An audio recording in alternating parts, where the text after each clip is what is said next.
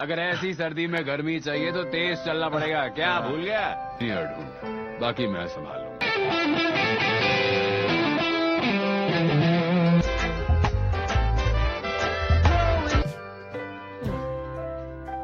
मुझे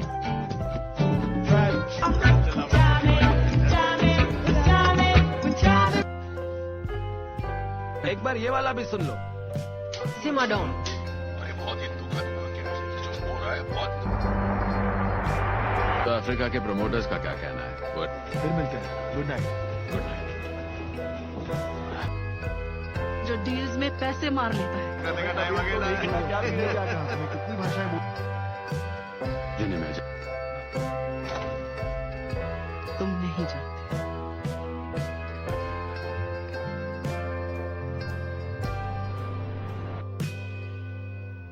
सबसे पहले उन्होंने मुझे ये फोटो दी और कहा कि मैं ये कब लिखा?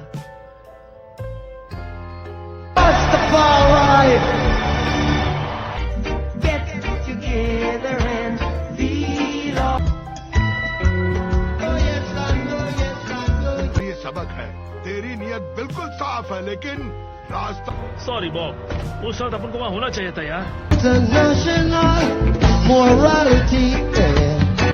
सुनो, हम लोग अब पीछे नहीं हट सकते। उस of a legend but straight into the soul of a revolution. Today we are talking about Bob Marley, One Love, the 2024 biographical film that brought the king of reggae back to life on the big screen. So sit back, relax and let the vibes take over.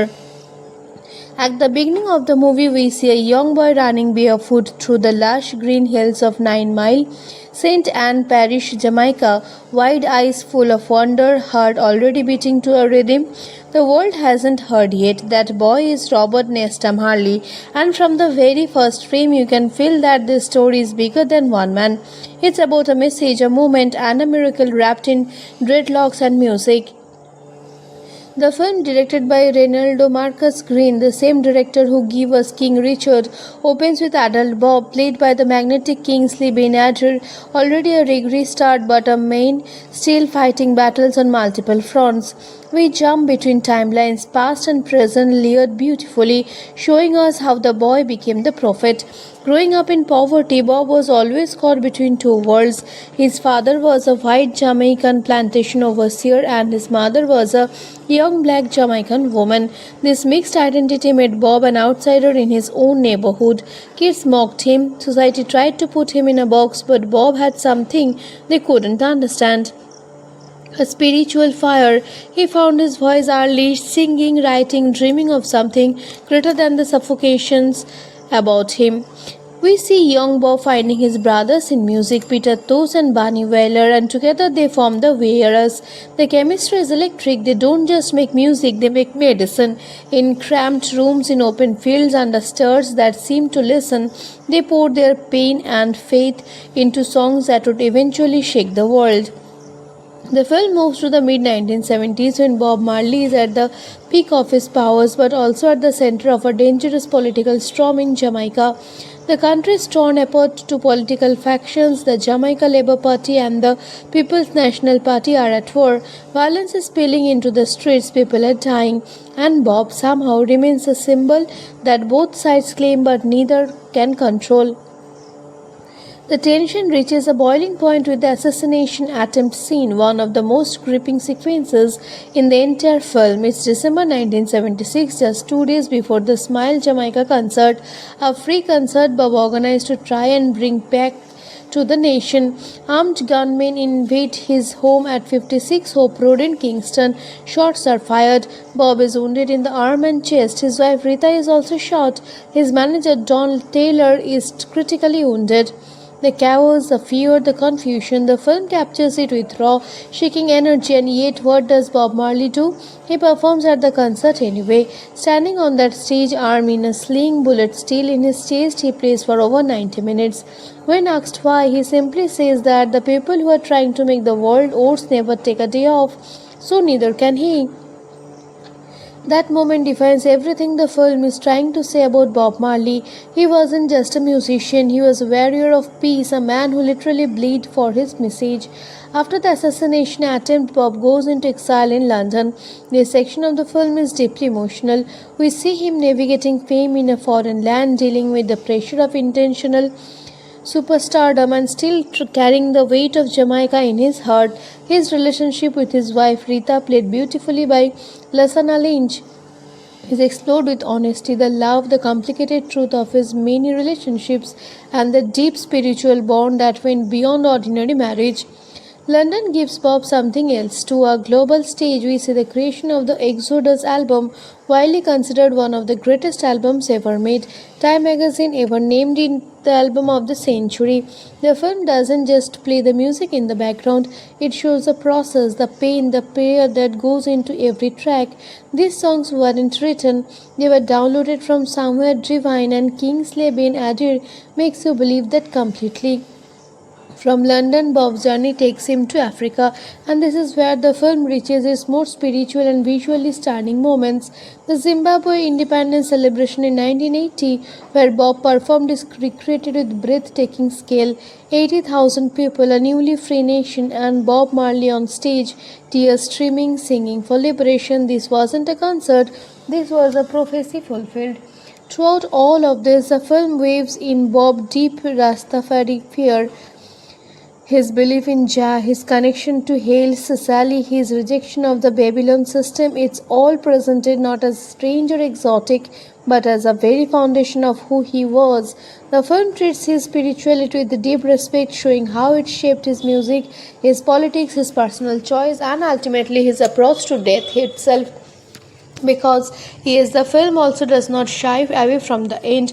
Bob Marley was diagnosed with archal lentiginous melanoma, a rare form of cancer that started under his tongue till he refused amputations, partly due to his Rastafari beliefs. The cancer spread. He tried to continue touring. His body weakened, but his spirit refused to break. He died on May 11, 1981, at just 36 years old in a Miami hospital on his way back to Jamaica. His last words to his son Jiggy were, "Money can't buy life." The film closes with the real footage and photos of Bob, grounding everything we just witnessed in historical truth, and by that point there's not a dry eye in the theater. Now let's get into some weird facts about this movie that most people don't know. Kingsley Ben-Adir didn't act just like Bob Marley. He trained for months learning to play guitar left-handed because Bob played left-handed. He also spent extensive time in Jamaica absorbing the culture, the dialect, and the spiritual atmosphere. Director Reynaldo Marcus Green had originally approached the project thinking it would be impossible to make, because how do you contain Bob Marley in a single film? He almost walked away before the Marley family personally convinced him. The film was shot in Jamaica, the UK, and Ethiopia, and the production team included members of Bob's actual family as consultants and creative guides. Jiggy Marley himself executive produced the film, which means this is as close to an author's portrait as he will ever get. Now, audience questions. People keep asking, is the film too soft on Bob? Does it gloss over his complicated personal life? Honestly, yes or no. The film acknowledges his multiple relationships and children outside his marriage, but it doesn't dwell in the drama. It focuses on the spiritual and political Bob rather than the tabloid version. Some viewers feel that's a flaw, others say it's a choice. The family wanted the world to understand the prophet, not just the man's private contradictions. It's a valid debate, and the film invites it without full answering it. Background story of this film is also fascinating. The Marley family has been trapping to get a proper biopic made for decades. Previous attempts fell apart over creative control, casting, and the sheer complexity of representing such an iconic figure.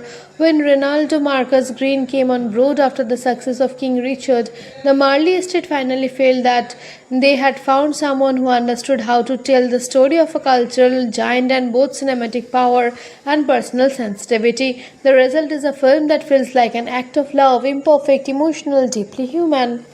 Similar movies you should absolutely watch after this: Bohemian Rhapsody, which follows Freddie Mercury and Queen in a very similar structure of music, identity, and legacy. Get On Up, the James Brown biopic starring Chadwick Boseman, is another masterclass in showing a musical genius' complicated soul. Ray with Jamie Foxx as Ray Charles remains one of the gold standards of the music biopic genre.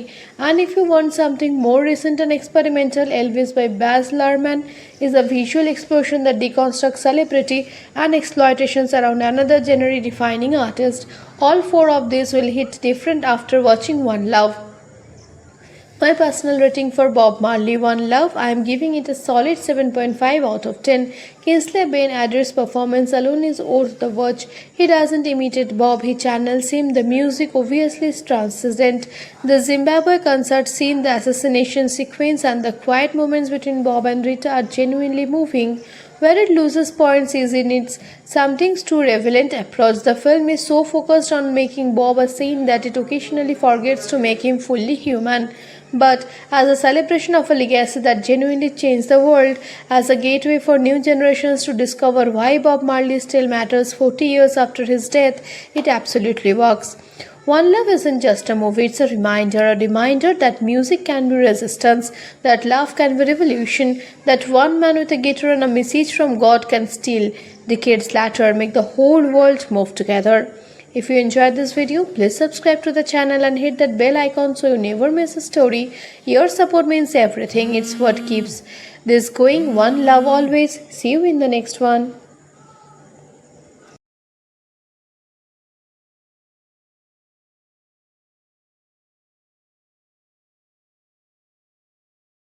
Of a legend, but straight into the soul of a revolution. Today we are talking about Bob Marley One Love, the 2024 biographical film that brought the king of reggae back to life on the big screen. So sit back, relax, and let the vibes take over. At the beginning of the movie, we see a young boy running barefoot through the lush green hills of 9 Mile, St. Anne Parish, Jamaica, wide eyes full of wonder, heart already beating to a rhythm the world hasn't heard yet. That boy is Robert Nesta Marley, and from the very first frame you can feel that this story is bigger than one man. It's about a message, a moment, and a miracle wrapped in dreadlocks and music. The film, directed by Reynaldo Marcus Green, the same director who gave us King Richard, opens with adult Bob, played by the magnetic Kingsley Ben-Adir, already a reggae star but a main, still fighting battles on multiple fronts. We jump between timelines, past and present, layered beautifully, showing us how the boy became the prophet. Growing up in poverty, Bob was always caught between two worlds. His father was a white Jamaican plantation overseer and his mother was a young black Jamaican woman. This mixed identity made Bob an outsider in his own neighborhood. Kids mocked him, society tried to put him in a box, but Bob had something they couldn't understand. A spiritual fire. He found his voice early, singing, writing, dreaming of something greater than the suffocations about him. We see young Bob finding his brothers in music, Peter Tosh and Bunny Wailer, and together they form the Wearers. The chemistry is electric. They don't just make music, they make medicine. In cramped rooms, in open fields, under stars that seem to listen, they pour their pain and faith into songs that would eventually shake the world. The film moves to the mid-1970s when Bob Marley is at the peak of his powers but also at the center of a dangerous political storm in Jamaica. The country is torn apart to political factions. The Jamaica Labour Party and the People's National Party are at war. Violence is spilling into the streets, people are dying, and Bob somehow remains a symbol that both sides claim but neither can control. The tension reaches a boiling point with the assassination attempt scene, one of the most gripping sequences in the entire film. It's December 1976, just 2 days before the Smile Jamaica concert, a free concert Bob organized to try and bring back to the nation. Armed gunmen invade his home at 56 Hope Road in Kingston. Shots are fired. Bob is wounded in the arm and chest. His wife Rita is also shot. His manager Don Taylor is critically wounded. The chaos, the fear, the confusion. The film captures it with raw, shaking energy, and yet what does Bob Marley do? He performs at the concert anyway. Standing on that stage, arm in a sling, bullet still in his chest, he plays for over 90 minutes. When asked why, he simply says that the people who are trying to make the world ours never take a day off, so neither can he. That moment defines everything the film is trying to say about Bob Marley. He wasn't just a musician, he was a warrior of peace, a man who literally bled for his message. After the assassination attempt, Bob goes into exile in London. This section of the film is deeply emotional. We see him navigating fame in a foreign land, dealing with the pressure of intentional superstardom and still carrying the weight of Jamaica in his heart. His relationship with his wife Rita, played beautifully by Lasana Lynch, is explored with honesty, the love, the complicated truth of his many relationships, and the deep spiritual bond that went beyond ordinary marriage. London gives Bob something else. To a global stage, we see the creation of the Exodus album, widely considered one of the greatest albums ever made. Time magazine ever named it the album of the century. The film doesn't just play the music in the background, it shows the process, the pain, the prayer that goes into every track. These songs weren't written, they were downloaded from somewhere divine, and Kingsley Ben-Adir makes you believe that completely. From London, Bob's journey takes him to Africa, and this is where the film reaches its most spiritual and visually stunning moments. The Zimbabwe independence celebration in 1980, where Bob performed, is recreated with breathtaking scale. 80,000 people, a newly free nation, and Bob Marley on stage, tears streaming, singing for liberation. This wasn't a concert, this was a prophecy fulfilled. Throughout all of this, the film waves in Bob's deep Rastafari fear, his belief in Jah, his connection to Haile Selassie, his rejection of the Babylon system. It's all presented not as strange or exotic, but as a very foundation of who he was. The film treats his spirituality with deep respect, showing how it shaped his music, his politics, his personal choice, and ultimately his approach to death itself. Because he is, the film also does not shy away from the end.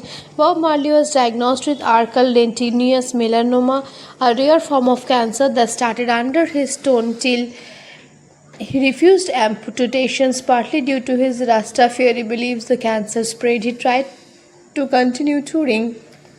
His body weakened, but his spirit refused to break. He died on May 11, 1981, at just 36 years old in a Miami hospital on his way back to Jamaica. His last words to his son Jiggy were, "Money can't buy life." The film closes with the real footage and photos of Bob, grounding everything we just witnessed in historical truth, and by that point there's not a dry eye in the theater. Now let's get into some weird facts about this movie that most people don't know. Kingsley Ben-Adir didn't act just like Bob Marley. He trained for months learning to play guitar left-handed because Bob played left-handed. He also spent extensive time in Jamaica absorbing the culture, the dialect, and the spiritual atmosphere. Director Reynaldo Marcus Green had originally approached the project thinking it would be impossible to make, because how do you contain Bob Marley in a single film?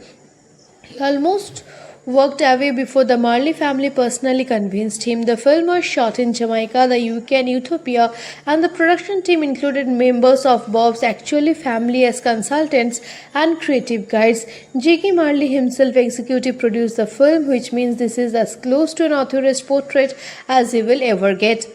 Now, audience questions. People keep asking, is the film too soft on Bob? Does it gloss over his complicated personal life? Honestly, yes or no? The film acknowledges his multiple relationships and children outside his marriage, but it doesn't dwell in the drama. It focuses on the spiritual and political Bob rather than the tabloid version. Some viewers feel that's a flaw, others say it's a choice. The family wanted the world to understand the prophet, not just the man's private contradictions. It's a valid debate, and the film invites it without full answering it. Background story of this film is also fascinating. The Marley family has been trapping to get a proper biopic made for decades. Previous attempts fell apart over creative control, casting, and the sheer complexity of representing such an iconic figure. When Ronaldo Marcus Green came on board after the success of King Richard, the Marley estate finally felt that they had found someone who understood how to tell the story of a cultural giant and both cinematic power and personal sensitivity. The result is a film that feels like an act of love, imperfect, emotional, deeply human. Similar movies you should absolutely watch after this: Bohemian Rhapsody, which follows Freddie Mercury and Queen in a very similar structure of music, identity and legacy. Get On Up, the James Brown biopic starring Chadwick Boseman, is another masterclass in showing a musical genius' complicated soul. Ray with Jamie Foxx as Ray Charles remains one of the gold standards of the music biopic genre. And if you want something more recent and experimental, Elvis by Baz Luhrmann is a visual explosion that deconstructs celebrity and exploitations around another genre-defining artist.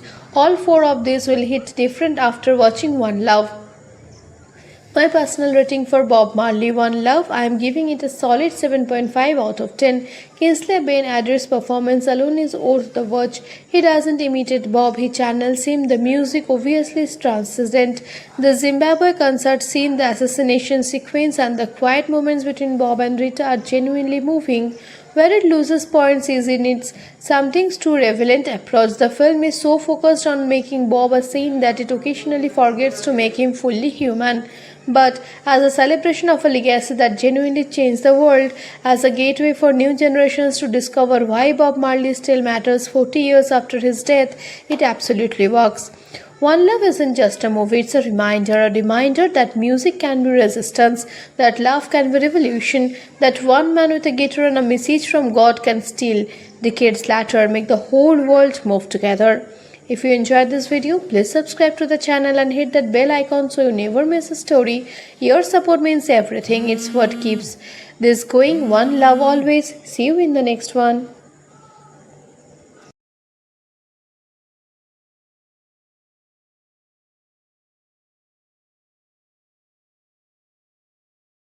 Of a legend, but straight into the soul of a revolution. Today we are talking about Bob Marley One Love, the 2024 biographical film that brought the king of reggae back to life on the big screen. So sit back, relax, and let the vibes take over. At the beginning of the movie, we see a young boy running barefoot through the lush green hills of 9 Mile, St. Anne Parish, Jamaica, wide eyes full of wonder, heart already beating to a rhythm the world hasn't heard yet. That boy is Robert Nesta Marley, and from the very first frame you can feel that this story is bigger than one man. It's about a message, a moment, and a miracle wrapped in dreadlocks and music. The film, directed by Ronaldo Marcus Green, the same director who gave us King Richard, opens with adult Bob, played by the magnetic Kingsley Ben-Adir, already a reggae star but a main, still fighting battles on multiple fronts. We jump between timelines, past and present, layered beautifully, showing us how the boy became the prophet. Growing up in poverty, Bob was always caught between two worlds. His father was a white Jamaican plantation overseer and his mother was a young black Jamaican woman. This mixed identity made Bob an outsider in his own neighborhood. Kids mocked him, society tried to put him in a box, but Bob had something they couldn't understand. A spiritual fire. He found his voice early, singing, writing, dreaming of something greater than the suffocations about him. We see young Bob finding his brothers in music, Peter Tosh and Bunny Wailer, and together they form the Wearers. The chemistry is electric. They don't just make music, they make medicine.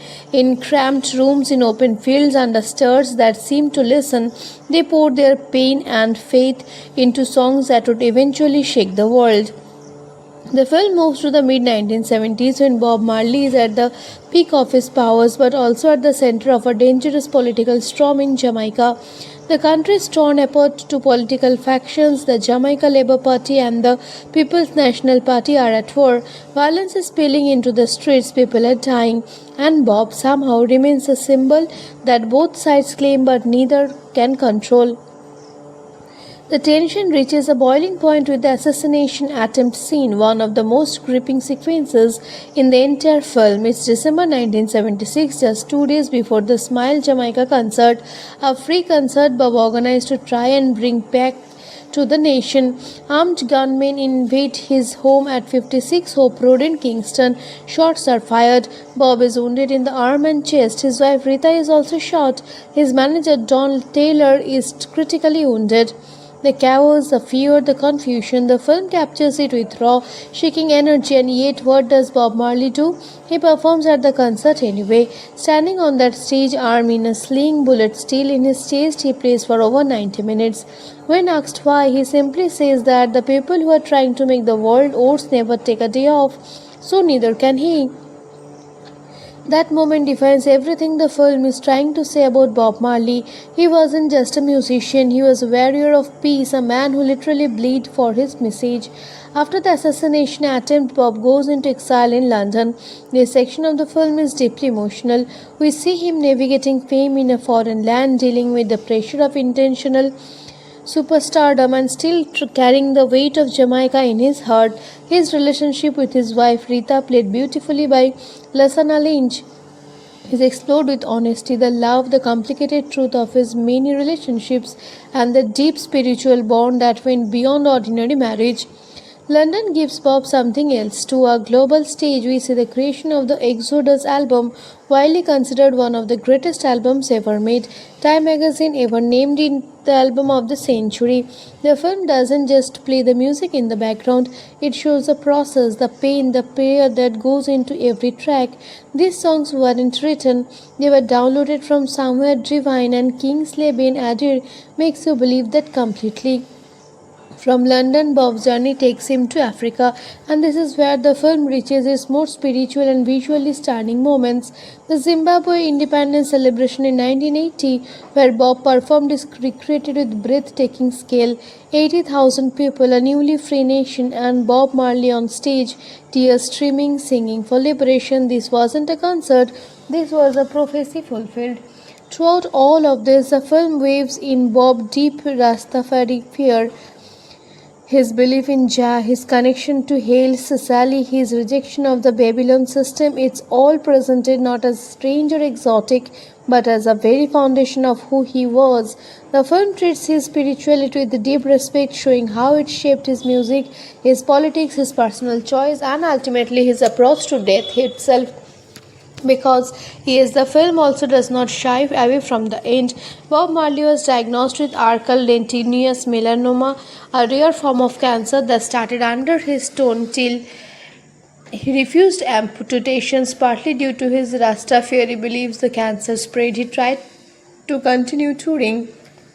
His body weakened, but his spirit refused to break. He died on May 11, 1981, at just 36 years old in a Miami hospital on his way back to Jamaica. His last words to his son Jiggy were, "Money can't buy life." The film closes with the real footage and photos of Bob, grounding everything we just witnessed in historical truth, and by that point there's not a dry eye in the theater. Now let's get into some weird facts about this movie that most people don't know. Kingsley Ben-Adir didn't act just like Bob Marley. He trained for months learning to play guitar left-handed because Bob played left-handed. He also spent extensive time in Jamaica absorbing the culture, the dialect, and the spiritual atmosphere. Director Reynaldo Marcus Green had originally approached the project thinking it would be impossible to make, because how do you contain Bob Marley in a single film? He almost walked away before the Marley family personally convinced him. The film was shot in Jamaica, the UK, and Ethiopia, and the production team included members of Bob's actual family as consultants and creative guides. Jiggy Marley himself executive produced the film, which means this is as close to an author's portrait as you will ever get. Now, audience questions. People keep asking, is the film too soft on Bob? Does it gloss over his complicated personal life? Honestly, yes or no. The film acknowledges his multiple relationships and children outside his marriage, but it doesn't dwell in the drama. It focuses on the spiritual and political Bob rather than the tabloid version. Some viewers feel that's a flaw, others say it's a choice. The family wanted the world to understand the prophet, not just the man's private contradictions. It's a valid debate, and the film invites it without full answering it. Background story of this film is also fascinating. The Marley family has been trapping to get a proper biopic made for decades. Previous attempts fell apart over creative control, casting, and the sheer complexity of representing such an iconic figure. When Ronaldo Marcus Green came on board after the success of King Richard, the Marley estate finally felt that they had found someone who understood how to tell the story of a cultural giant and both cinematic power and personal sensitivity. The result is a film that feels like an act of love, imperfect, emotional, deeply human. Similar movies you should absolutely watch after this: Bohemian Rhapsody, which follows Freddie Mercury and Queen in a very similar structure of music, identity and legacy. Get On Up, the James Brown biopic starring Chadwick Boseman, is another masterclass in showing a musical genius' complicated soul. Ray with Jamie Foxx as Ray Charles remains one of the gold standards of the music biopic genre. And if you want something more recent and experimental, Elvis by Baz Luhrmann is a visual explosion that deconstructs celebrity and exploitations around another genre-defining artist. All four of these will hit different after watching One Love. My personal rating for Bob Marley One Love, I am giving it a solid 7.5 out of 10. Kingsley Ben-Adir's performance alone is worth the watch. He doesn't imitate Bob, he channels him. The music obviously is transcendent. The Zimbabwe concert scene, the assassination sequence, and the quiet moments between Bob and Rita are genuinely moving. Where it loses points is in its something's too relevant approach. The film is so focused on making Bob a saint that it occasionally forgets to make him fully human. But as a celebration of a legacy that genuinely changed the world, as a gateway for new generations to discover why Bob Marley still matters 40 years after his death, it absolutely works. One Love isn't just a movie, it's a reminder that music can be resistance, that love can be revolution, that one man with a guitar and a message from God can still, decades later, make the whole world move together. If you enjoyed this video, please subscribe to the channel and hit that bell icon so you never miss a story. Your support means everything. It's what keeps this going. One love always. See you in the next one.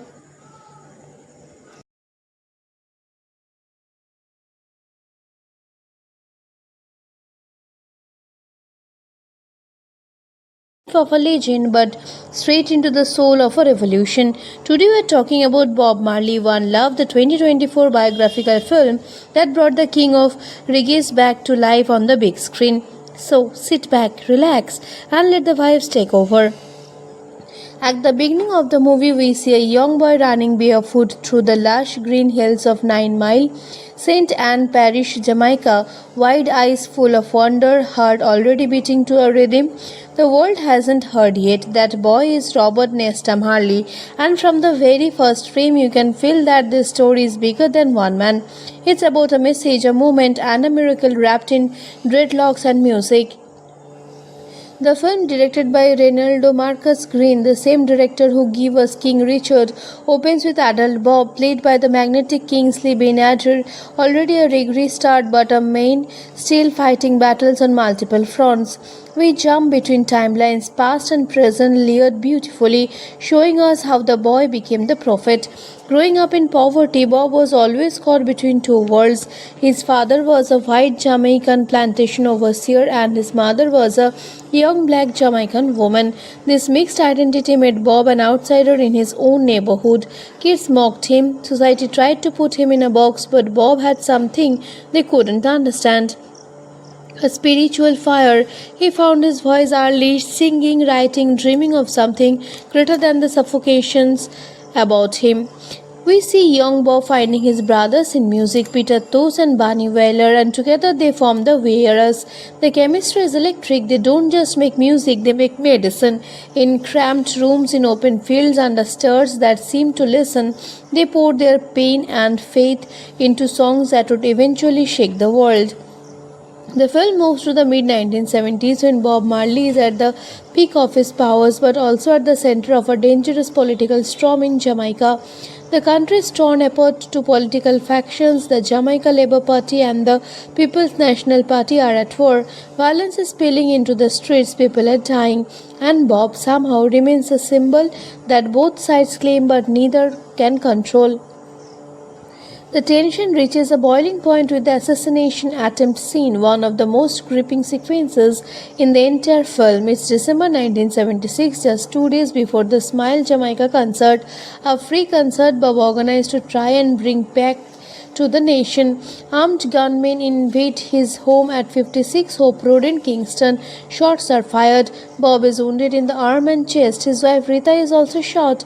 His manager Don Taylor is critically wounded. The chaos, the fear, the confusion, the film captures it with raw, shaking energy, and yet what does Bob Marley do?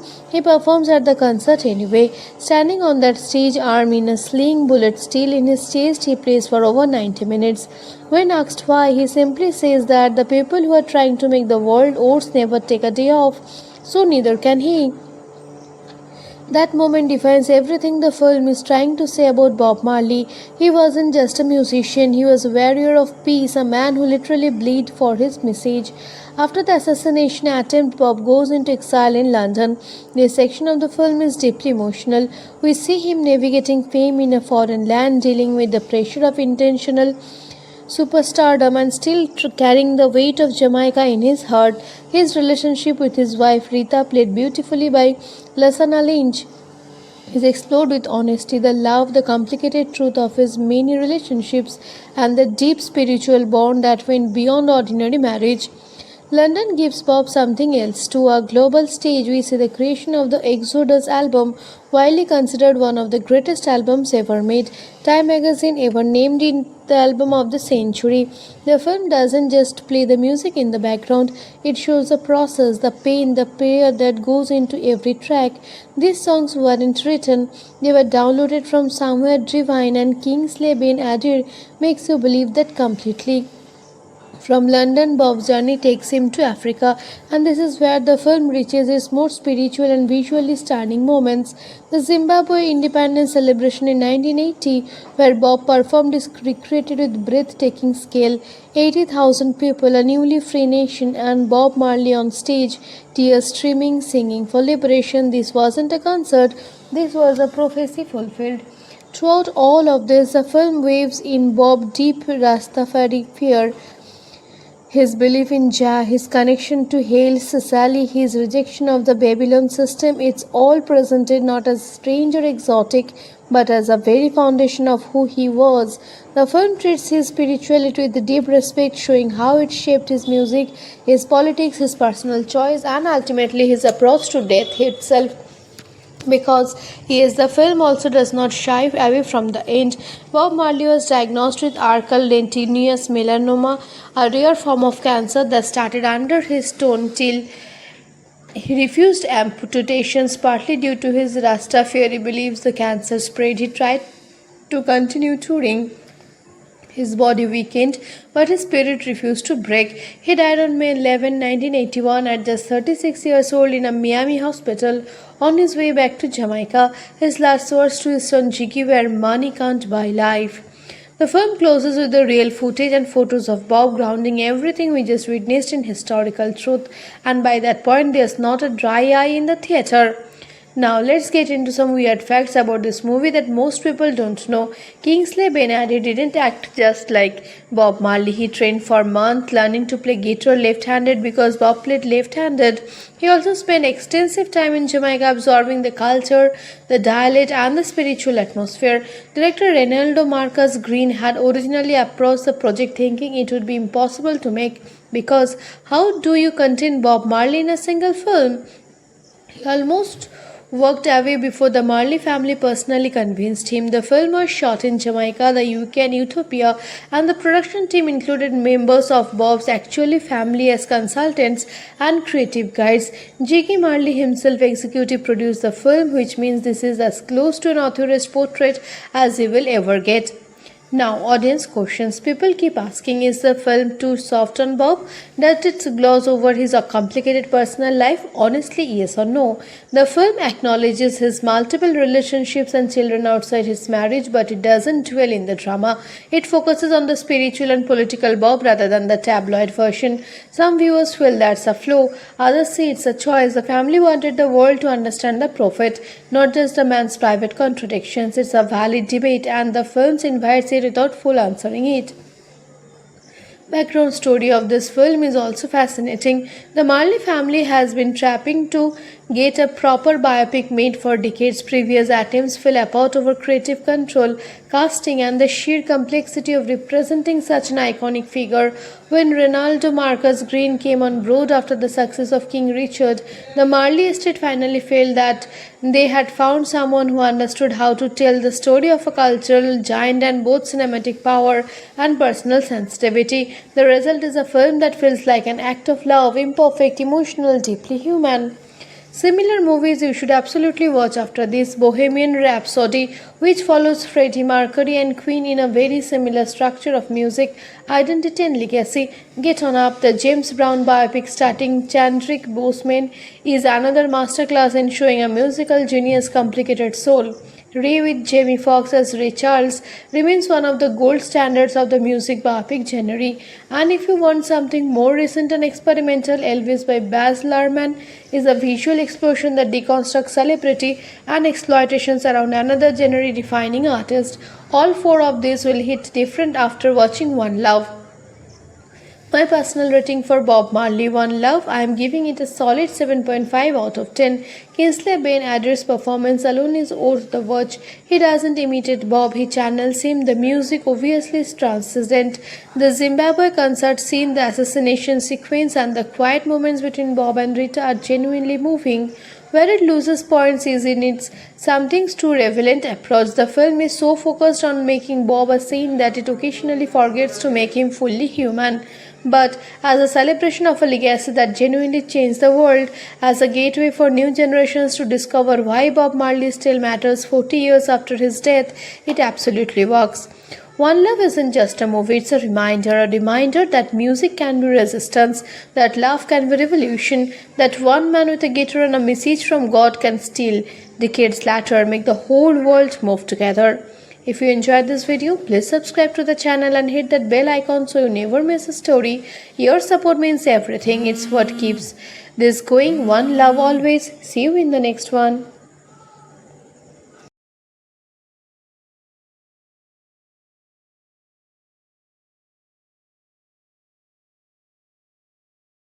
Of a legend, but straight into the soul of a revolution. Today we are talking about Bob Marley One Love, the 2024 biographical film that brought the king of reggae back to life on the big screen. So sit back, relax, and let the vibes take over. At the beginning of the movie, we see a young boy running barefoot through the lush green hills of 9 Mile, St. Anne Parish, Jamaica, wide eyes full of wonder, heart already beating to a rhythm the world hasn't heard yet. That boy is Robert Nesta Marley, and from the very first frame you can feel that this story is bigger than one man. It's about a message, a moment, and a miracle wrapped in dreadlocks and music.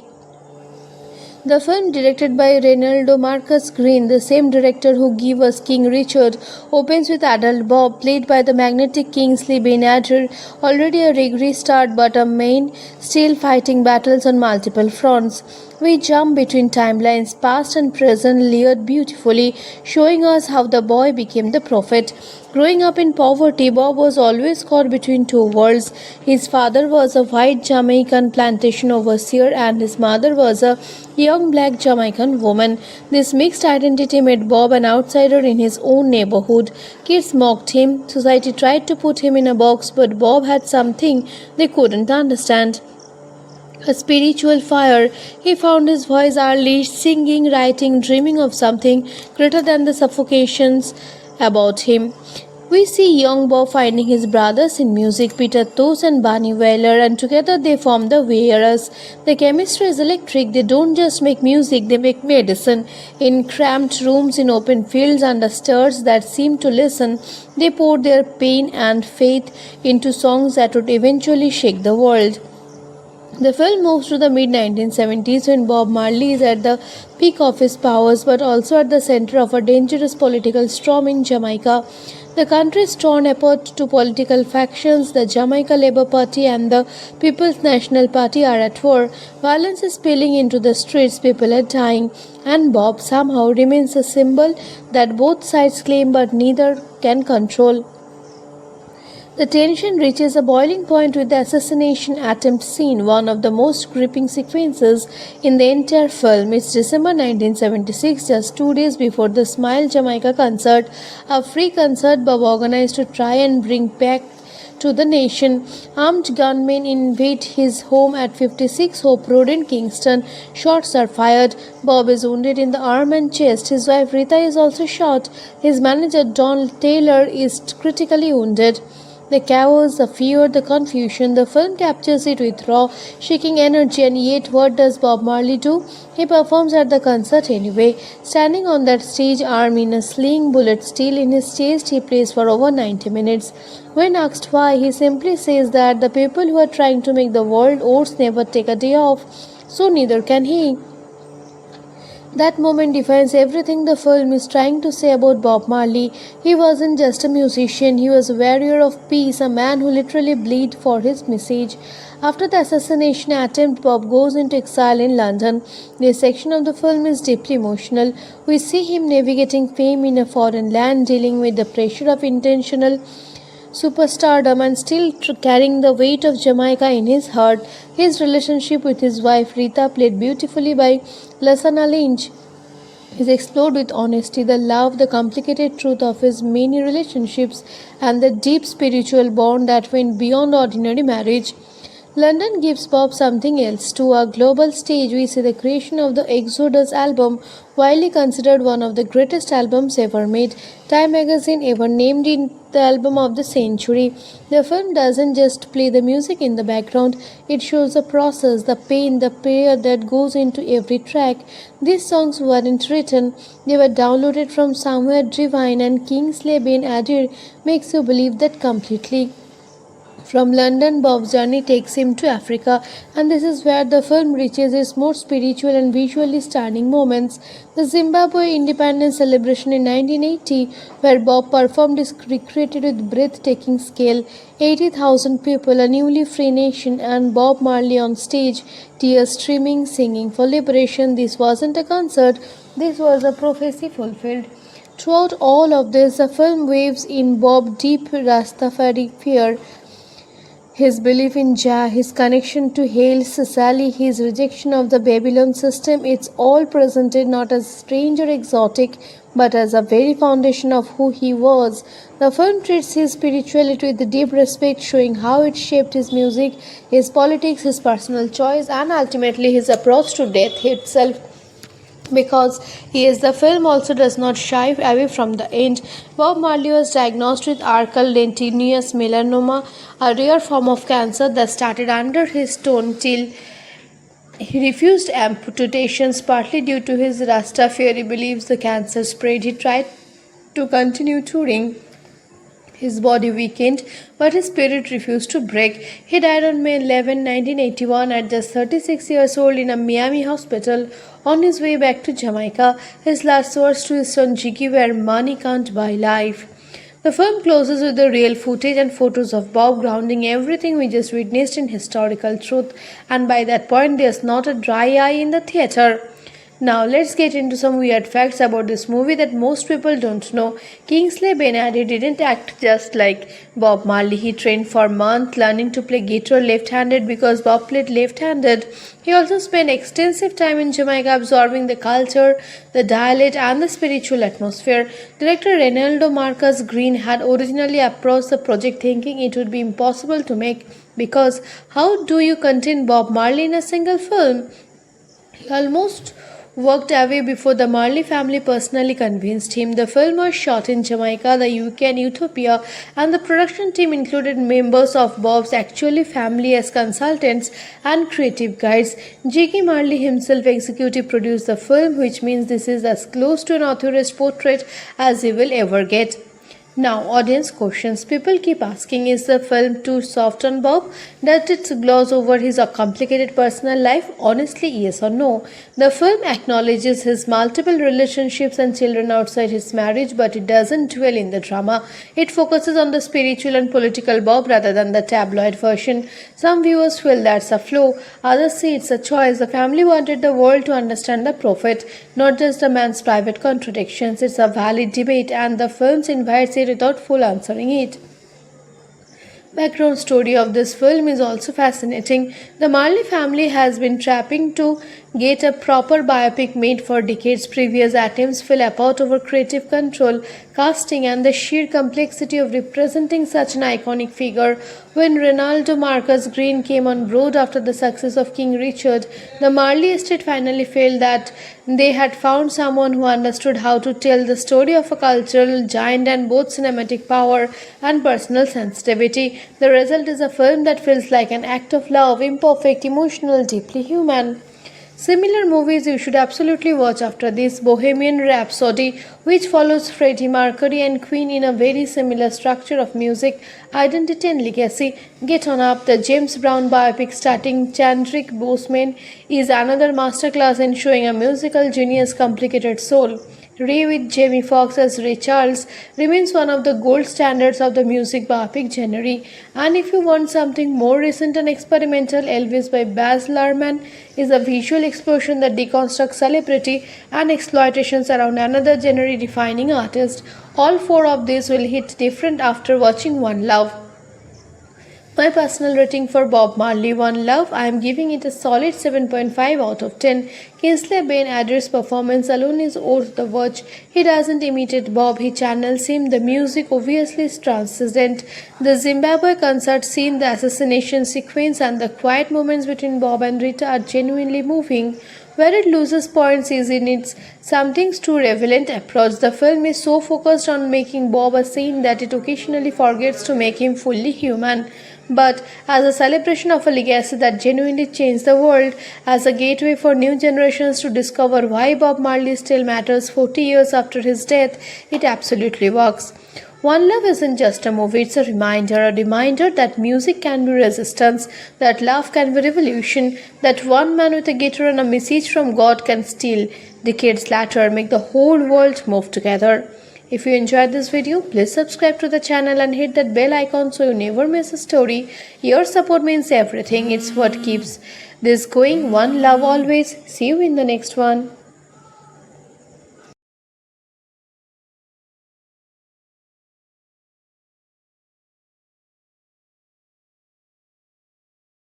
Of a legend, but straight into the soul of a revolution. Today we are talking about Bob Marley One Love, the 2024 biographical film that brought the king of reggae back to life on the big screen. So sit back, relax, and let the vibes take over. At the beginning of the movie, we see a young boy running barefoot through the lush green hills of 9 Mile, St. Anne Parish, Jamaica, wide eyes full of wonder, heart already beating to a rhythm the world hasn't heard yet. That boy is Robert Nesta Marley, and from the very first frame you can feel that this story is bigger than one man. It's about a message, a moment, and a miracle wrapped in dreadlocks and music. The film, directed by Ronaldo Marcus Green, the same director who gave us King Richard, opens with adult Bob, played by the magnetic Kingsley Ben-Adir, already a reggae star but a main, still fighting battles on multiple fronts. We jump between timelines, past and present, layered beautifully, showing us how the boy became the prophet. Growing up in poverty, Bob was always caught between two worlds. His father was a white Jamaican plantation overseer and his mother was a young black Jamaican woman. This mixed identity made Bob an outsider in his own neighborhood. Kids mocked him, society tried to put him in a box, but Bob had something they couldn't understand. A spiritual fire. He found his voice early, singing, writing, dreaming of something greater than the suffocations about him. We see young Bob finding his brothers in music, Peter Tosh and Bunny Wailer, and together they form the Wearers. The chemistry is electric. They don't just make music, they make medicine. In cramped rooms, in open fields, under stars that seem to listen, they pour their pain and faith into songs that would eventually shake the world. The film moves to the mid-1970s when Bob Marley is at the peak of his powers but also at the center of a dangerous political storm in Jamaica. The country is torn apart to political factions. The Jamaica Labour Party and the People's National Party are at war. Violence is spilling into the streets, people are dying, and Bob somehow remains a symbol that both sides claim but neither can control. The tension reaches a boiling point with the assassination attempt scene, one of the most gripping sequences in the entire film. It's December 1976, just 2 days before the Smile Jamaica concert, a free concert Bob organized to try and bring back to the nation. Armed gunmen invade his home at 56 Hope Road in Kingston. Shots are fired. Bob is wounded in the arm and chest. His wife Rita is also shot. His manager Don Taylor is critically wounded. The chaos, the fear, the confusion, the film captures it with raw, shaking energy, and yet what does Bob Marley do? He performs at the concert anyway. Standing on that stage, arm in a sling, bullet still in his chest, he plays for over 90 minutes. When asked why, he simply says that the people who are trying to make the world ours never take a day off, so neither can he. That moment defines everything the film is trying to say about Bob Marley. He wasn't just a musician, he was a warrior of peace, a man who literally bled for his message. After the assassination attempt, Bob goes into exile in London. This section of the film is deeply emotional. We see him navigating fame in a foreign land, dealing with the pressure of intentional superstardom and still carrying the weight of Jamaica in his heart. His relationship with his wife Rita, played beautifully by Lasana Lynch, is explored with honesty, the love, the complicated truth of his many relationships, and the deep spiritual bond that went beyond ordinary marriage. London gives Bob something else. To a global stage, we see the creation of the Exodus album, widely considered one of the greatest albums ever made. Time magazine ever named it the album of the century. The film doesn't just play the music in the background, it shows the process, the pain, the prayer that goes into every track. These songs weren't written, they were downloaded from somewhere divine, and Kingsley Ben-Adir makes you believe that completely. From London, Bob's journey takes him to Africa, and this is where the film reaches its most spiritual and visually stunning moments. The Zimbabwe independence celebration in 1980, where Bob performed, is recreated with breathtaking scale. 80,000 people, a newly free nation, and Bob Marley on stage, tears streaming, singing for liberation. This wasn't a concert, this was a prophecy fulfilled. Throughout all of this, the film waves in Bob's deep Rastafari fear, his belief in Jah, his connection to Haile Selassie, his rejection of the Babylon system. It's all presented not as strange or exotic, but as a very foundation of who he was. The film treats his spirituality with deep respect, showing how it shaped his music, his politics, his personal choice, and ultimately his approach to death itself. Because he is, the film also does not shy away from the end. Bob Marley was diagnosed with arcular melanoma, a rare form of cancer that started under his tongue till he refused amputations, partly due to his Rastafari beliefs. The cancer spread. He tried to continue touring. His body weakened, but his spirit refused to break. He died on May 11, 1981, at just 36 years old in a Miami hospital on his way back to Jamaica. His last words to his son Jiggy were, "Money can't buy life." The film closes with the real footage and photos of Bob, grounding everything we just witnessed in historical truth, and by that point there's not a dry eye in the theatre. Now let's get into some weird facts about this movie that most people don't know. Kingsley Ben-Adir didn't act just like Bob Marley. He trained for months learning to play guitar left-handed because Bob played left-handed. He also spent extensive time in Jamaica absorbing the culture, the dialect, and the spiritual atmosphere.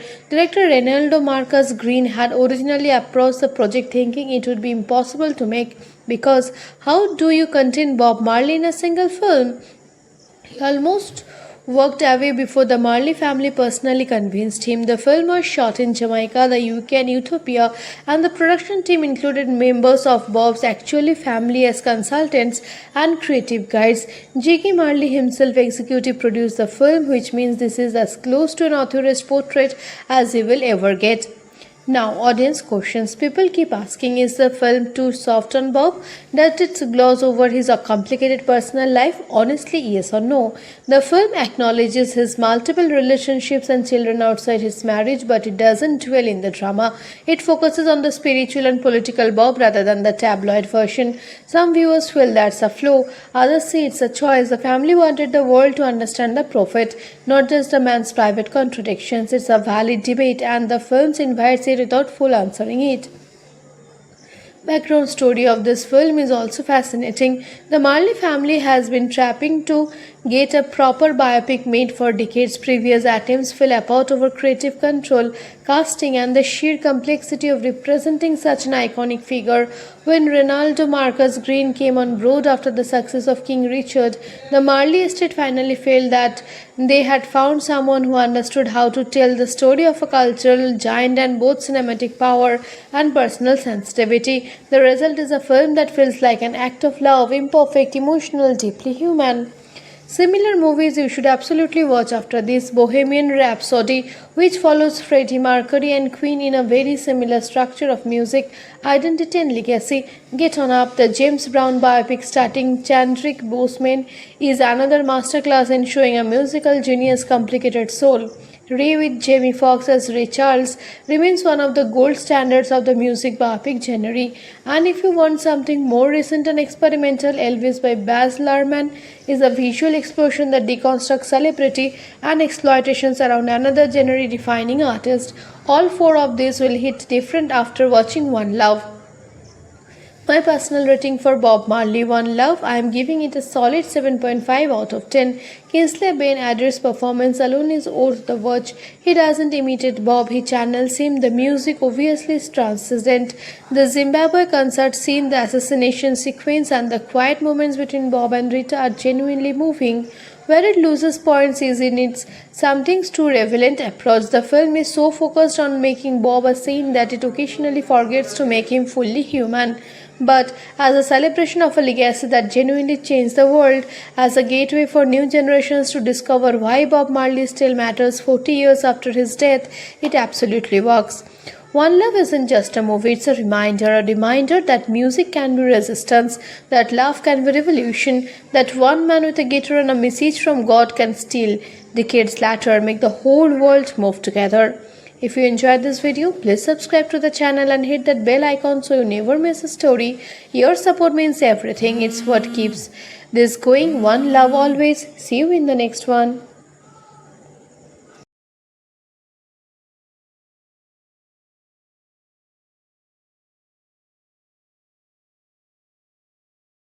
Of a legend, but straight into the soul of a revolution. Today we are talking about Bob Marley One Love, the 2024 biographical film that brought the king of reggae back to life on the big screen. So sit back, relax, and let the vibes take over. At the beginning of the movie, we see a young boy running barefoot through the lush green hills of 9 Mile, St. Anne Parish, Jamaica, wide eyes full of wonder, heart already beating to a rhythm the world hasn't heard yet. That boy is Robert Nesta Marley, and from the very first frame you can feel that this story is bigger than one man. It's about a message, a moment, and a miracle wrapped in dreadlocks and music. The film, directed by Ronaldo Marcus Green, the same director who gave us King Richard, opens with adult Bob, played by the magnetic Kingsley Ben-Adir, already a reggae star but a main, still fighting battles on multiple fronts. We jump between timelines, past and present, layered beautifully, showing us how the boy became the prophet. Growing up in poverty, Bob was always caught between two worlds. His father was a white Jamaican plantation overseer and his mother was a young black Jamaican woman. This mixed identity made Bob an outsider in his own neighborhood. Kids mocked him, society tried to put him in a box, but Bob had something they couldn't understand. A spiritual fire. He found his voice early, singing, writing, dreaming of something greater than the suffocations about him. We see young Bob finding his brothers in music, Peter Tosh and Bunny Wailer, and together they form the Wearers. The chemistry is electric. They don't just make music, they make medicine. In cramped rooms, in open fields, under stars that seem to listen, they pour their pain and faith into songs that would eventually shake the world. The film moves to the mid-1970s when Bob Marley is at the peak of his powers but also at the center of a dangerous political storm in Jamaica. The country is torn apart to political factions. The Jamaica Labour Party and the People's National Party are at war. Violence is spilling into the streets, people are dying, and Bob somehow remains a symbol that both sides claim but neither can control. The tension reaches a boiling point with the assassination attempt scene, one of the most gripping sequences in the entire film. It's December 1976, just 2 days before the Smile Jamaica concert, a free concert Bob organized to try and bring back to the nation. Armed gunmen invade his home at 56 Hope Road in Kingston. Shots are fired. Bob is wounded in the arm and chest. His wife Rita is also shot. His manager Don Taylor is critically wounded. The chaos, the fear, the confusion, the film captures it with raw, shaking energy, and yet what does Bob Marley do? He performs at the concert anyway. Standing on that stage, arm in a sling, bullet still in his chest, he plays for over 90 minutes. When asked why, he simply says that the people who are trying to make the world ours never take a day off, so neither can he. That moment defines everything the film is trying to say about Bob Marley. He wasn't just a musician, he was a warrior of peace, a man who literally bled for his message. After the assassination attempt, Bob goes into exile in London. This section of the film is deeply emotional. We see him navigating fame in a foreign land, dealing with the pressure of intentional superstardom and still carrying the weight of Jamaica in his heart. His relationship with his wife Rita, played beautifully by Lasana Lynch, is explored with honesty, the love, the complicated truth of his many relationships, and the deep spiritual bond that went beyond ordinary marriage. London gives Bob something else. To a global stage, we see the creation of the Exodus album, widely considered one of the greatest albums ever made. Time magazine ever named it the album of the century. The film doesn't just play the music in the background, it shows the process, the pain, the prayer that goes into every track. These songs weren't written, they were downloaded from somewhere divine, and Kingsley Ben-Adir makes you believe that completely. From London, Bob's journey takes him to Africa, and this is where the film reaches its most spiritual and visually stunning moments. The Zimbabwe independence celebration in 1980, where Bob performed, is recreated with breathtaking scale. 80,000 people, a newly free nation, and Bob Marley on stage, tears streaming, singing for liberation. This wasn't a concert, this was a prophecy fulfilled. Throughout all of this, the film waves in Bob's deep Rastafari fear, his belief in Jah, his connection to Haile Selassie, his rejection of the Babylon system. It's all presented not as strange or exotic, but as a very foundation of who he was. The film treats his spirituality with deep respect, showing how it shaped his music, his politics, his personal choice, and ultimately his approach to death itself. Because the film also does not shy away from the end. Bob Marley was diagnosed with arcular melanoma, a rare form of cancer that started under his tongue till he refused amputations, partly due to his Rastafari beliefs. The cancer spread. He tried to continue touring. His body weakened, but his spirit refused to break. He died on May 11, 1981, at just 36 years old in a Miami hospital on his way back to Jamaica. His last words to his son Jiggy were, "Money can't buy life." The film closes with the real footage and photos of Bob, grounding everything we just witnessed in historical truth. And by that point, there's not a dry eye in the theater. Now let's get into some weird facts about this movie that most people don't know. Kingsley Ben-Adir didn't act just like Bob Marley. He trained for months learning to play guitar left-handed because Bob played left-handed. He also spent extensive time in Jamaica absorbing the culture, the dialect, and the spiritual atmosphere. Director Reynaldo Marcus Green had originally approached the project thinking it would be impossible to make, because how do you contain Bob Marley in a single film? He almost walked away before the Marley family personally convinced him. The film was shot in Jamaica, the UK, and Ethiopia, and the production team included members of Bob's actual family as consultants and creative guides. Jiggy Marley himself executive produced the film, which means this is as close to an author's portrait as he will ever get. Now, audience questions. People keep asking, is the film too soft on Bob? Does it gloss over his complicated personal life? Honestly, yes or no. The film acknowledges his multiple relationships and children outside his marriage, but it doesn't dwell in the drama. It focuses on the spiritual and political Bob rather than the tabloid version. Some viewers feel that's a flaw, others say it's a choice. The family wanted the world to understand the prophet, not just the man's private contradictions. It's a valid debate, and the film invites it without full answering it. Background story of this film is also fascinating. The Marley family has been trapping to get a proper biopic made for decades. Previous attempts fell apart over creative control, casting, and the sheer complexity of representing such an iconic figure.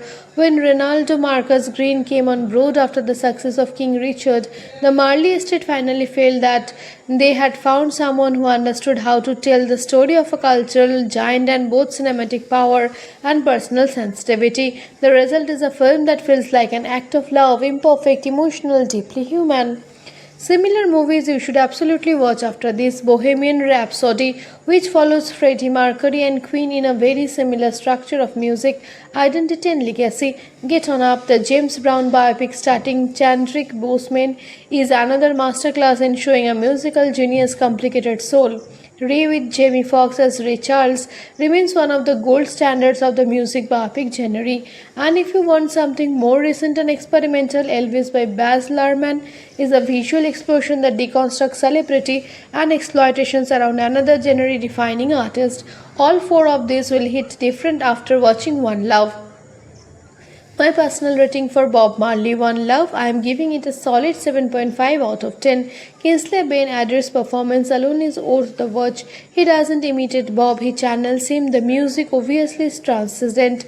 The Zimbabwe concert scene, the assassination sequence, and the quiet moments between Bob and Rita are genuinely moving. Where it loses points is in its something's too relevant approach. The film is so focused on making Bob a saint that it occasionally forgets to make him fully human. But as a celebration of a legacy that genuinely changed the world, as a gateway for new generations to discover why Bob Marley still matters 40 years after his death, it absolutely works. One Love isn't just a movie, it's a reminder that music can be resistance, that love can be revolution, that one man with a guitar and a message from God can still, decades later, make the whole world move together. If you enjoyed this video, please subscribe to the channel and hit that bell icon so you never miss a story.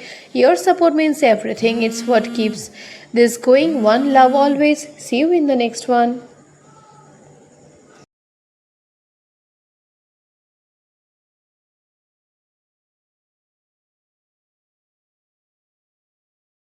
Of a legend, but straight into the soul of a revolution. Today we are talking about Bob Marley One Love, the 2024 biographical film that brought the king of reggae back to life on the big screen. So sit back, relax, and let the vibes take over. At the beginning of the movie, we see a young boy running barefoot through the lush green hills of 9 Mile, St. Anne Parish, Jamaica, wide eyes full of wonder, heart already beating to a rhythm the world hasn't heard yet. That boy is Robert Nesta Marley, and from the very first frame you can feel that this story is bigger than one man. It's about a message, a moment, and a miracle wrapped in dreadlocks and music. The film, directed by Reynaldo Marcus Green, the same director who gave us King Richard, opens with adult Bob, played by the magnetic Kingsley Ben-Adir, already a reggae star but a main, still fighting battles on multiple fronts. We jump between timelines, past and present, layered beautifully, showing us how the boy became the prophet. Growing up in poverty, Bob was always caught between two worlds. His father was a white Jamaican plantation overseer and his mother was a young black Jamaican woman. This mixed identity made Bob an outsider in his own neighborhood. Kids mocked him, society tried to put him in a box, but Bob had something they couldn't understand. A spiritual fire. He found his voice early, singing, writing, dreaming of something greater than the suffocations about him. We see young Bob finding his brothers in music, Peter Tosh and Bunny Wailer, and together they form the Wearers. The chemistry is electric. They don't just make music, they make medicine. In cramped rooms, in open fields, under stars that seem to listen, they pour their pain and faith into songs that would eventually shake the world. The film moves to the mid-1970s when Bob Marley is at the peak of his powers but also at the center of a dangerous political storm in Jamaica. The country is torn apart to political factions. The Jamaica Labour Party and the People's National Party are at war. Violence is spilling into the streets, people are dying, and Bob somehow remains a symbol that both sides claim but neither can control. The tension reaches a boiling point with the assassination attempt scene, one of the most gripping sequences in the entire film. It's December 1976, just 2 days before the Smile Jamaica concert, a free concert Bob organized to try and bring back to the nation. Armed gunmen invade his home at 56 Hope Road in Kingston. Shots are fired. Bob is wounded in the arm and chest. His wife Rita is also shot. His manager Don Taylor is critically wounded. The chaos, the fear, the confusion, the film captures it with raw, shaking energy, and yet what does Bob Marley do? He performs at the concert anyway. Standing on that stage, arm in a sling, bullet still in his chest, he plays for over 90 minutes. When asked why, he simply says that the people who are trying to make the world ours never take a day off, so neither can he. That moment defines everything the film is trying to say about Bob Marley. He wasn't just a musician, he was a warrior of peace, a man who literally bled for his message. After the assassination attempt, Bob goes into exile in London. This section of the film is deeply emotional. We see him navigating fame in a foreign land, dealing with the pressure of intentional superstardom and still carrying the weight of Jamaica in his heart. His relationship with his wife Rita, played beautifully by Lasana Lynch, is explored with honesty, the love, the complicated truth of his many relationships, and the deep spiritual bond that went beyond ordinary marriage. London gives Bob something else. To a global stage, we see the creation of the Exodus album, widely considered one of the greatest albums ever made. Time magazine ever named it the album of the century. The film doesn't just play the music in the background, it shows the process, the pain, the prayer that goes into every track. These songs weren't written, they were downloaded from somewhere divine, and Kingsley Ben-Adir makes you believe that completely. From London, Bob's journey takes him to Africa, and this is where the film reaches its most spiritual and visually stunning moments. The Zimbabwe independence celebration in 1980, where Bob performed, is recreated with breathtaking scale. 80,000 people, a newly free nation, and Bob Marley on stage, tears streaming, singing for liberation. This wasn't a concert, this was a prophecy fulfilled. Throughout all of this, the film waves in Bob's deep Rastafari fear, his belief in Jah, his connection to Haile Selassie, his rejection of the Babylon system. It's all presented not as strange or exotic, but as a very foundation of who he was. The film treats his spirituality with deep respect, showing how it shaped his music, his politics, his personal choice, and ultimately his approach to death itself. Because he is, the film also does not shy away from the end. Bob Marley was diagnosed with archal lentiginous melanoma, a rare form of cancer that started under his stone till he refused amputations, partly due to his Rastafari beliefs. The cancer spread. He tried to continue touring. His body weakened, but his spirit refused to break. He died on May 11, 1981, at just 36 years old in a Miami hospital on his way back to Jamaica. His last words to his son Jiggy were, "Money can't buy life." The film closes with the real footage and photos of Bob, grounding everything we just witnessed in historical truth, and by that point there's not a dry eye in the theater. Now let's get into some weird facts about this movie that most people don't know. Kingsley Ben-Adir didn't act just like Bob Marley. He trained for months learning to play guitar left-handed because Bob played left-handed. He also spent extensive time in Jamaica absorbing the culture, the dialect, and the spiritual atmosphere. Director Reynaldo Marcus Green had originally approached the project thinking it would be impossible to make, because how do you contain Bob Marley in a single film? He almost walked away before the Marley family personally convinced him. The film was shot in Jamaica, the UK, and Ethiopia, and the production team included members of Bob's actual family as consultants and creative guides.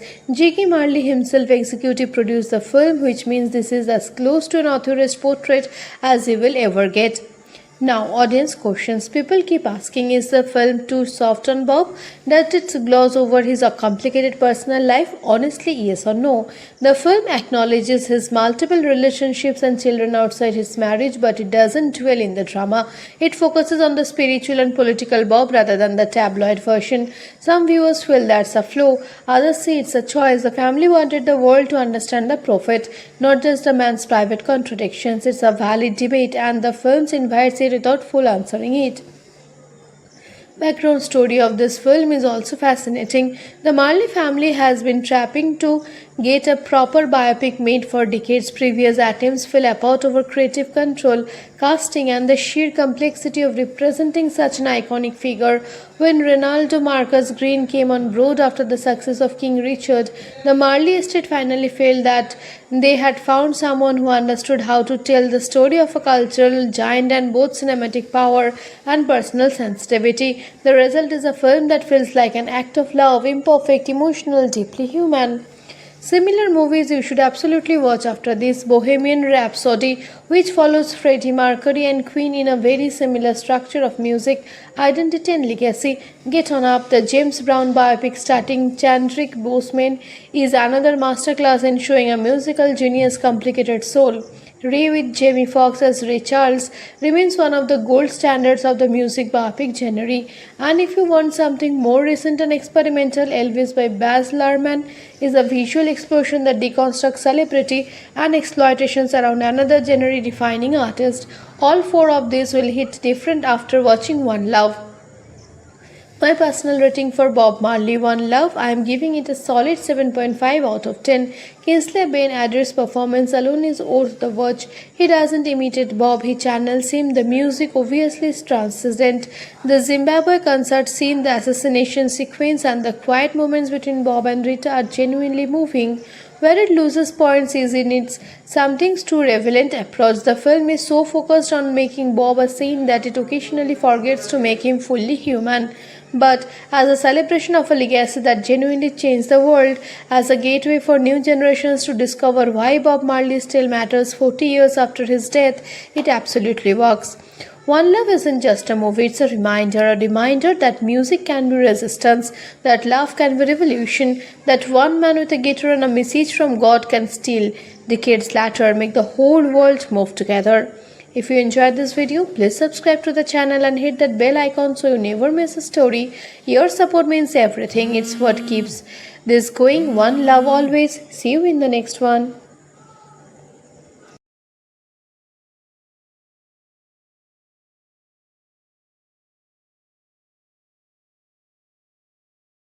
Of a legend, but straight into the soul of a revolution. Today we are talking about Bob Marley One Love, the 2024 biographical film that brought the king of reggae back to life on the big screen. So sit back, relax, and let the vibes take over. At the beginning of the movie, we see a young boy running barefoot through the lush green hills of 9 Mile, St. Anne Parish, Jamaica, wide eyes full of wonder, heart already beating to a rhythm the world hasn't heard yet. That boy is Robert Nesta Marley, and from the very first frame you can feel that this story is bigger than one man. It's about a message, a moment, and a miracle wrapped in dreadlocks and music. The film, directed by Ronaldo Marcus Green, the same director who gave us King Richard, opens with adult Bob, played by the magnetic Kingsley Ben-Adir, already a reggae star but a main, still fighting battles on multiple fronts. We jump between timelines, past and present, layered beautifully, showing us how the boy became the prophet. Growing up in poverty, Bob was always caught between two worlds. His father was a white Jamaican plantation overseer and his mother was a young black Jamaican woman. This mixed identity made Bob an outsider in his own neighborhood. Kids mocked him, society tried to put him in a box, but Bob had something they couldn't understand. A spiritual fire. He found his voice early, singing, writing, dreaming of something greater than the suffocations about him. We see young Bob finding his brothers in music, Peter Tosh and Bunny Wailer, and together they form the Wearers. The chemistry is electric. They don't just make music, they make medicine. In cramped rooms, in open fields, under stars that seem to listen, they pour their pain and faith into songs that would eventually shake the world. The film moves to the mid-1970s when Bob Marley is at the peak of his powers but also at the center of a dangerous political storm in Jamaica. The country is torn apart to political factions. The Jamaica Labour Party and the People's National Party are at war. Violence is spilling into the streets, people are dying, and Bob somehow remains a symbol that both sides claim but neither can control. The tension reaches a boiling point with the assassination attempt scene, one of the most gripping sequences in the entire film. It's December 1976, just 2 days before the Smile Jamaica concert, a free concert Bob organized to try and bring back to the nation. Armed gunmen invade his home at 56 Hope Road in Kingston. Shots are fired. Bob is wounded in the arm and chest. His wife Rita is also shot. His manager Don Taylor is critically wounded. The chaos, the fear, the confusion, the film captures it with raw, shaking energy, and yet what does Bob Marley do? He performs at the concert anyway. Standing on that stage, arm in a sling, bullet still in his chest, he plays for over 90 minutes. When asked why, he simply says that the people who are trying to make the world ours never take a day off, so neither can he. That moment defines everything the film is trying to say about Bob Marley. He wasn't just a musician, he was a warrior of peace, a man who literally bled for his message. After the assassination attempt, Bob goes into exile in London. This section of the film is deeply emotional. We see him navigating fame in a foreign land, dealing with the pressure of intentional superstardom and still carrying the weight of Jamaica in his heart. His relationship with his wife Rita, played beautifully by Lasana Lynch, is explored with honesty, the love, the complicated truth of his many relationships, and the deep spiritual bond that went beyond ordinary marriage. London gives Bob something else. To a global stage, we see the creation of the Exodus album, widely considered one of the greatest albums ever made. Time magazine ever named it the album of the century. The film doesn't just play the music in the background, it shows the process, the pain, the prayer that goes into every track. These songs weren't written, they were downloaded from somewhere divine, and Kingsley Ben-Adir makes you believe that completely. From London, Bob's journey takes him to Africa, and this is where the film reaches its most spiritual and visually stunning moments. The Zimbabwe independence celebration in 1980, where Bob performed, is recreated with breathtaking scale. 80,000 people, a newly free nation, and Bob Marley on stage, tears streaming, singing for liberation. This wasn't a concert, this was a prophecy fulfilled. Throughout all of this, the film waves in Bob's deep Rastafari fear, his belief in Jah, his connection to Haile Selassie, his rejection of the Babylon system. It's all presented not as strange or exotic, but as a very foundation of who he was. The film treats his spirituality with deep respect, showing how it shaped his music, his politics, his personal choice, and ultimately his approach to death itself. Because he is, the film also does not shy away from the end. Bob Marley was diagnosed with acral-lentiginous melanoma, a rare form of cancer that started under his tongue till he refused amputations, partly due to his Rastafari beliefs. The cancer spread. He tried to continue touring. His body weakened, but his spirit refused to break. He died on May 11, 1981, at just 36 years old in a Miami hospital on his way back to Jamaica. His last words to his son Jiggy were, "Money can't buy life." The film closes with the real footage and photos of Bob, grounding everything we just witnessed in historical truth, and by that point there's not a dry eye in the theatre. Now let's get into some weird facts about this movie that most people don't know. Kingsley Ben-Adir didn't act just like Bob Marley. He trained for months learning to play guitar left-handed because Bob played left-handed. He also spent extensive time in Jamaica absorbing the culture, the dialect, and the spiritual atmosphere. Director Reynaldo Marcus Green had originally approached the project thinking it would be impossible to make, because how do you contain Bob Marley in a single film? He almost walked away before the Marley family personally convinced him. The film was shot in Jamaica, the UK, and Ethiopia, and the production team included members of Bob's actual family as consultants and creative guides. Jiggy Marley himself executive produced the film, which means this is as close to an author's portrait as you will ever get. Now, audience questions. People keep asking, is the film too soft on Bob? Does it gloss over his complicated personal life? Honestly, yes or no. The film acknowledges his multiple relationships and children outside his marriage, but it doesn't dwell in the drama. It focuses on the spiritual and political Bob rather than the tabloid version. Some viewers feel that's a flaw, others say it's a choice. The family wanted the world to understand the prophet, not just the man's private contradictions. It's a valid debate, and the film invites it without full answering it. Background story of this film is also fascinating. The Marley family has been trapping to get a proper biopic made for decades. Previous attempts fell apart over creative control, casting, and the sheer complexity of representing such an iconic figure. When Ronaldo Marcus Green came on board after the success of King Richard, the Marley estate finally felt that they had found someone who understood how to tell the story of a cultural giant and both cinematic power and personal sensitivity. The result is a film that feels like an act of love, imperfect, emotional, deeply human.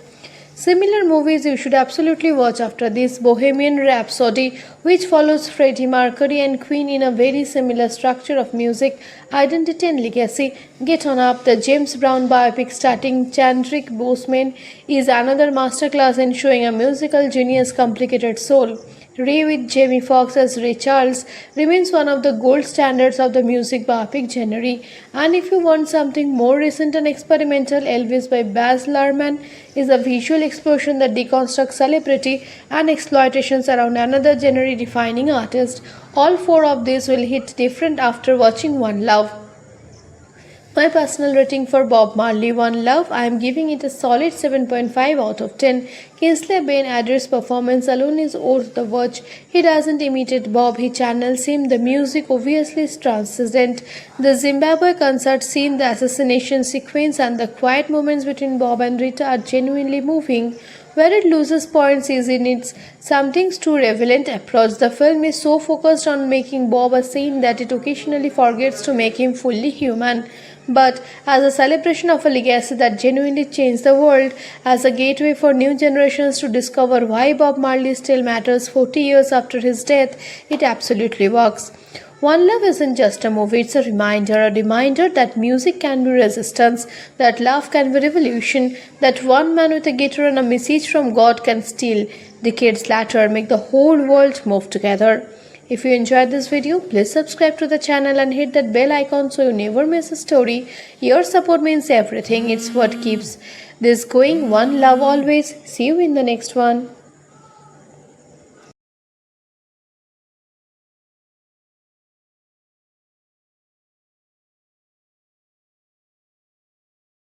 Of a legend, but straight into the soul of a revolution. Today we are talking about Bob Marley One Love, the 2024 biographical film that brought the king of reggae back to life on the big screen. So sit back, relax, and let the vibes take over. At the beginning of the movie, we see a young boy running barefoot through the lush green hills of 9 Mile, St. Anne Parish, Jamaica, wide eyes full of wonder, heart already beating to a rhythm the world hasn't heard yet. That boy is Robert Nesta Marley, and from the very first frame you can feel that this story is bigger than one man. It's about a message, a moment, and a miracle wrapped in dreadlocks and music. The film, directed by Ronaldo Marcus Green, the same director who gave us King Richard, opens with adult Bob, played by the magnetic Kingsley Ben-Adir, already a reggae star but a main, still fighting battles on multiple fronts. We jump between timelines, past and present, layered beautifully, showing us how the boy became the prophet. Growing up in poverty, Bob was always caught between two worlds. His father was a white Jamaican plantation overseer and his mother was a young black Jamaican woman. This mixed identity made Bob an outsider in his own neighborhood. Kids mocked him, society tried to put him in a box, but Bob had something they couldn't understand. A spiritual fire.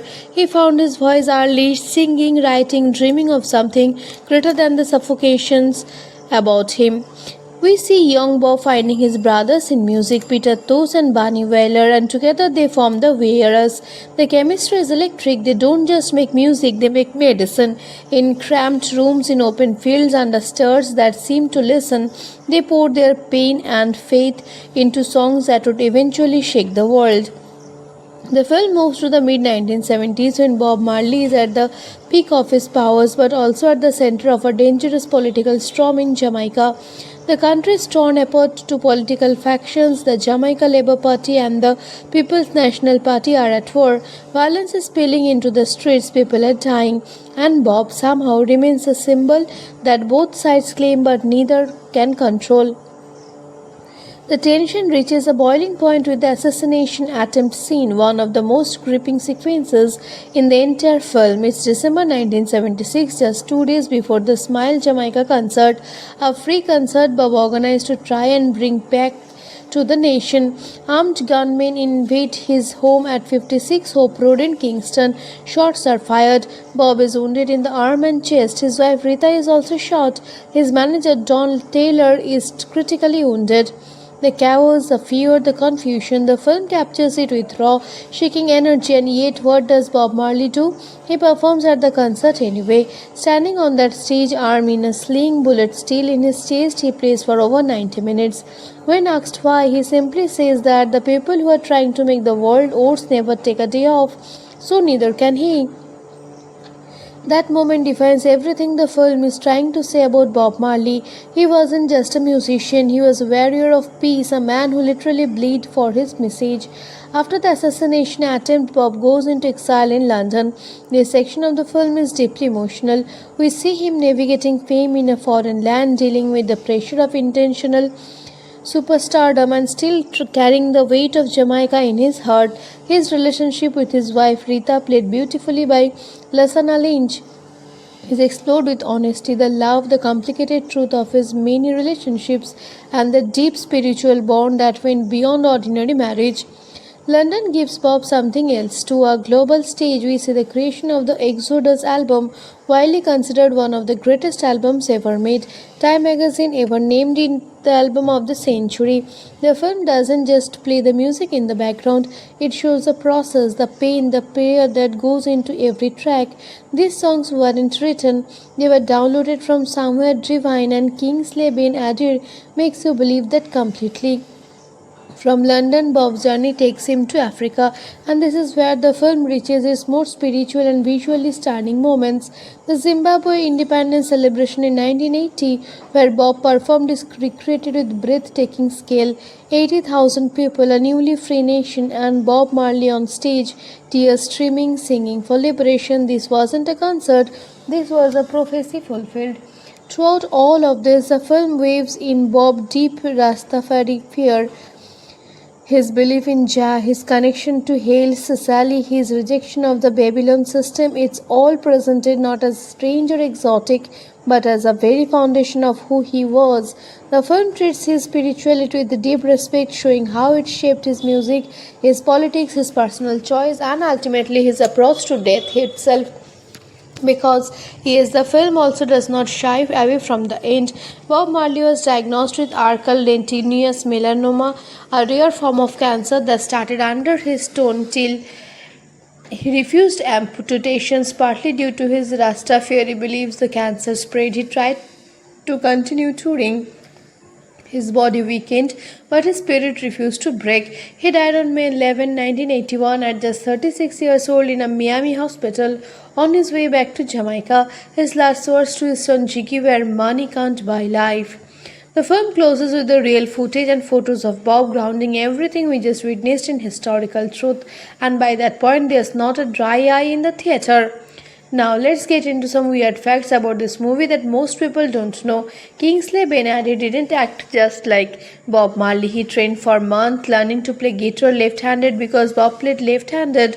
He also spent extensive time in Jamaica absorbing the culture, the dialect, and the spiritual atmosphere. Director Reynaldo Marcus Green had originally approached the project thinking it would be impossible to make, because how do you contain Bob Marley in a single film? He almost walked away before the Marley family personally convinced him. The film was shot in Jamaica, the UK, and Ethiopia, and the production team included members of Bob's actual family as consultants and creative guides. Jiggy Marley himself executive produced the film, which means this is as close to an author's portrait as he will ever get. Now, audience questions. People keep asking, is the film too soft on Bob? Does it gloss over his complicated personal life? Honestly, yes or no. The film acknowledges his multiple relationships and children outside his marriage, but it doesn't dwell in the drama. It focuses on the spiritual and political Bob rather than the tabloid version. Some viewers feel that's a flaw, others say it's a choice. The family wanted the world to understand the prophet, not just the man's private contradictions. It's a valid debate, and the film invites it without full answering it. Background story of this film is also fascinating. The Marley family has been trapping to get a proper biopic made for decades. Previous attempts fell apart over creative control, casting, and the sheer complexity of representing such an iconic figure. When Ronaldo Marcus Green came on board after the success of King Richard, the Marley estate finally felt that they had found someone who understood how to tell the story of a cultural giant and both cinematic power and personal sensitivity. The result is a film that feels like an act of love, imperfect, emotional, deeply human. Similar movies you should absolutely watch after this: Bohemian Rhapsody, which follows Freddie Mercury and Queen in a very similar structure of music, identity and legacy. Get On Up, the James Brown biopic starring Chadwick Boseman, is another masterclass in showing a musical genius' complicated soul. Ray with Jamie Foxx as Ray Charles remains one of the gold standards of the music biopic genre. And if you want something more recent and experimental, Elvis by Baz Luhrmann is a visual explosion that deconstructs celebrity and exploitations around another genre-defining artist. All four of these will hit different after watching One Love. My personal rating for Bob Marley One Love, I am giving it a solid 7.5 out of 10. Kingsley Ben-Adir's performance alone is worth the watch. He doesn't imitate Bob, he channels him. The music obviously is transcendent. The Zimbabwe concert scene, the assassination sequence, and the quiet moments between Bob and Rita are genuinely moving. Where it loses points is in its something's too relevant approach. The film is so focused on making Bob a saint that it occasionally forgets to make him fully human. But as a celebration of a legacy that genuinely changed the world, as a gateway for new generations to discover why Bob Marley still matters 40 years after his death, it absolutely works. One Love isn't just a movie, it's a reminder that music can be resistance, that love can be revolution, that one man with a guitar and a message from God can still, decades later, make the whole world move together. If you enjoyed this video, please subscribe to the channel and hit that bell icon so you never miss a story. Your support means everything. It's what keeps this going. One love always. See you in the next one.